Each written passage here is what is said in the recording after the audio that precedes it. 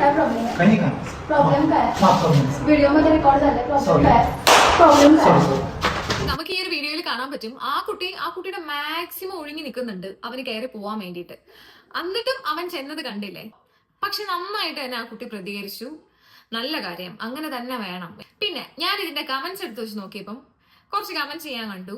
അവൾക്ക് റീൽ ചെയ്യാൻ ആ സ്ഥലമേ കണ്ടുള്ളൂ, അല്ലെങ്കിൽ ഇട്ട ഡ്രസ്സിന്റെ പ്രശ്നമാണ് എന്നൊക്കെ പറഞ്ഞിട്ട് കേട്ടോ.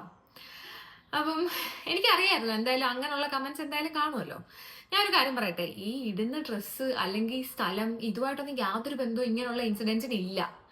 കാര്യം എനിക്കൊരു 6 years മുന്നേ ഇതുപോലെ ഒരു എക്സ്പീരിയൻസ് ഉണ്ടായിട്ടുണ്ടായിരുന്നു.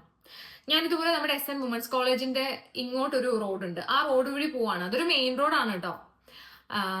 എന്താ പറയണത്, ആ റോഡ് വഴി ഇങ്ങനെ നടന്നു പോവാണ്. ഞാൻ ഇട്ട ഡ്രസ്സ് ഞാൻ പറയാം, ജീൻസും മുട്ടിന്റെ താഴെ വരെ ഇറക്കമുള്ള ഒരു ടോപ്പും കൂടെയാണ് ഞാൻ ഇട്ടിട്ടുണ്ടായിരുന്നത്. ഒരു സൈഡ് ബാഗും കൂടെ ഇട്ടിട്ടുണ്ട്. അപ്പൊ ഞാനിങ്ങനെ നടന്നു പോയപ്പോഴത്തേനും ബാക്കിൽ നിന്ന് ഒരു ബൈക്കുകാരൻ വന്ന് എന്റെ ബാക്കിൽ കയറി പിടിച്ചു.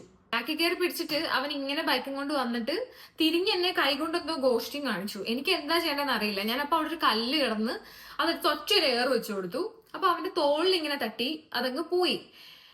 അനുവാദം കൂടാതെ നമ്മുടെ പെണ്ണുങ്ങളുടെ ദേഹത്ത് ഏതേലും ഒരുത്തം വന്ന് തൊടുമ്പോഴത്തേനും നമുക്ക് ഉണ്ടാവുന്ന ആ ഒരു ഇതുണ്ടല്ലോ, പറഞ്ഞറിയിക്കാൻ പറ്റാത്തതാണ്. ആ ഒരു നിമിഷം എനിക്ക് എന്റെ തല ഇങ്ങനെ പുകഞ്ഞു.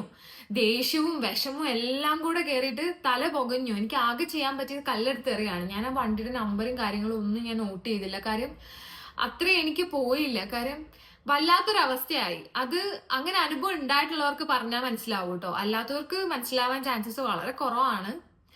ശരിക്കും എന്താ പറയുക, ഇതൊക്കെ ഒരു ട്രോമ ആവാനുള്ള ചാൻസസ് വളരെ കൂടുതലാണ്. സെക്സ് എഡ്യൂക്കേഷൻ എന്ന് പറയുന്ന ഒരു സീരീസ് ഉണ്ട്. അതിൽ ഇതുപോലത്തെ ഒരു സിമിലർ ഇൻസിഡന്റ് ഒരു ബസ്സിൽ വെച്ചിട്ട് ഒരു പെൺകുട്ടിക്ക് ഉണ്ടാവുന്നുണ്ട്.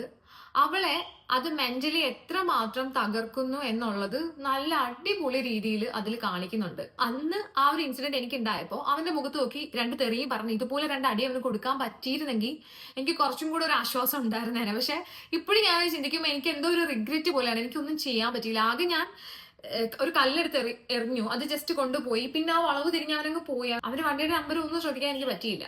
അപ്പൊ എനിക്ക് പറയാനുള്ളത്, ഇങ്ങനെ എന്തേലും ഒരു ഇൻസിഡൻസ് നിങ്ങൾക്ക് ആരൊക്കെയും ഉണ്ടാവുകയാണെന്നുണ്ടെങ്കിൽ അപ്പൊ തന്നെ ഒന്നും നോക്കണ്ട, അപ്പൊ തന്നെ അടി കൊടുത്തോളുക.